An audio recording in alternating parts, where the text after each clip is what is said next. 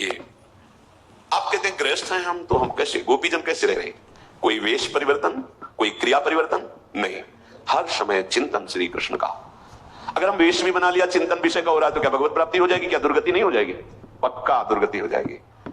हरे शिष्य धर्म शोक न हरे सो गुरु घोर नरक मा परे। औरों की तो बात जाने दो, उन गुरु पद पर बैठे हुए जनों के लिए वो स्वामी जी कहे, अंध बधिर कर लेखा, गुरु शिष्य अंध बधिर कर लेखा, एक न सुने एक नहीं देख। शिष्य सुन नहीं रहा गुरु की, गुरु देख नहीं रहा कि शिष्य क्या कर रहा है।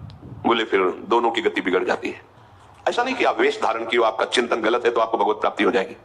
आप गृहस्थ वेश में आपका चिंतन भगवदाकार है तो आप जगत पावन करने वाले महात्मा हैं। चिंतन, गोपीजन सब कार्य करते हुए चिंतन। कभी कभी ऐसी तन्मयता हो जाती थी कि क्रिया का बोध ही नहीं रहता था। क्रिया हो रही स्वाभाविक, दही बेचने जा रहे हैं, ये क्रिया है, उसका बोध ही नहीं कि मैं दही बेचने जा रही। बुला रहे हैं कि कोई दही ले ले, भाव तो क्रिया का ऐसा आना चाहिए, पर वो बोल रहे हैं कोई गोविंद ले ले, कोई दामोदर। क्यों?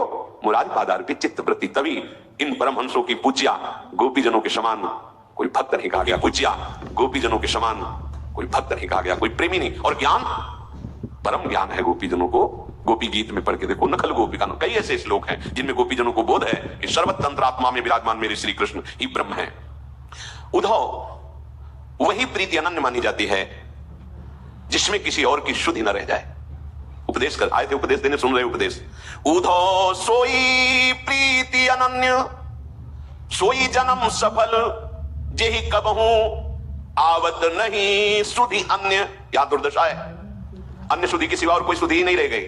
अन्य शुद्धि शरीर की याद, शरीर की क्रियाकलाप, शरीर के भोगों की, इसी में फंसा हुआ है।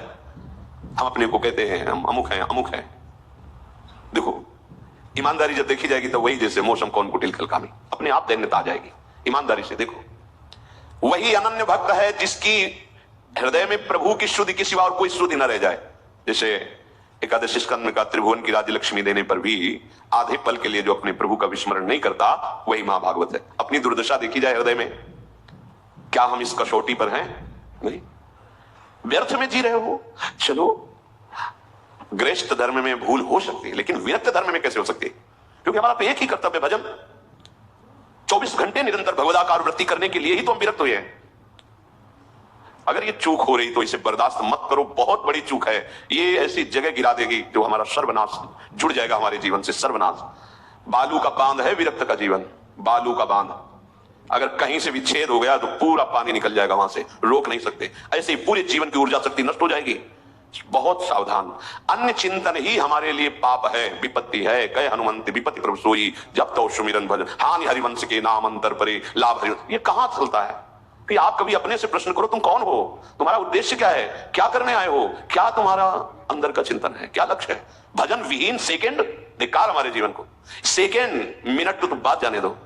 ये अगर अभी अभ्यास नहीं करोगे तो फिर आप ये ना सोचो कि हमें कल्याण होना, ये सब बातें कोने पे रखी हैं।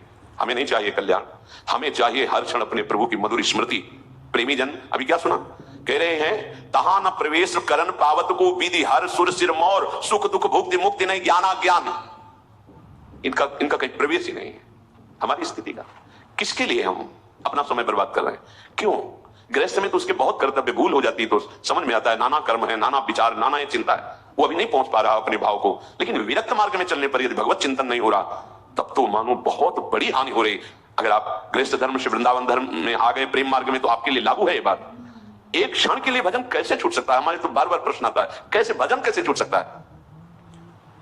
आप सुने, आप आए किस लिए हो? आपका उद्देश्य क्या है? आप क्या कर रहे हो? क्या करना चाहिए? ये प्रश्न कभी एकांत में अपने हृदय में करो तो आप में अध्यात्म शक्ति जागृत होने लगेगी। ये प्रमाद, ये ठीक नहीं, ये भजन में अंतर आए ठीक नहीं है, ये बहुत धोखा है, आपके जीवन का धोखा है, आपको जबरदस्ती भोगों में फंसा देगा, अपने आप में अपने आप से नष्ट करवा देगा। मान लीजिए बात, समय नहीं, समय नहीं, इसको जरा सा छोड़ो तो भाग जाता है विषयों में। हम छोड़ेंगे क्यों? हम तो जैसे बलवान दुश्मन जो हमें बहुत पीटता रहा है, अब एक बार कृपा शक्ति के द्वारा हमें इसके ऊपर गर्दन दबाने का अवसर मिला, चढ़ बैठे। आप नहीं छोड़ेंगे। अगर आप उठा तो बहुत बुरी तरह पछाड़ेगा, मारेगा, कितने जन्म तक पीड़ा नहीं मिटेगी, पक्का समझ लो। दब गया है दुश्मन जो हमें काम क्रोध लोभ मोह मद मत्सर मारते रहे, इस मन का सहयोग लेके गुरु कृपा से आज दब गया है। महाबली नाम हमें मिल गया है, सच्ची मान लो। आप जब तक निर्विकारता नहीं, जब तक स्वयं भजन का स्फुरण नहीं, तब तक चैन मत लो।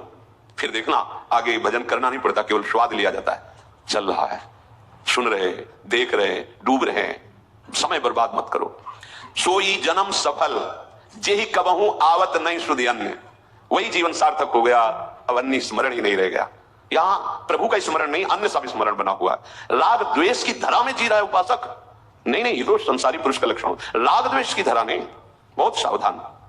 हमरे प्राणनाथ मनमोहन, हम सो उनकी प्रीति, तुमका जानो या रहस्य को, ये निपट अटपटी रीति।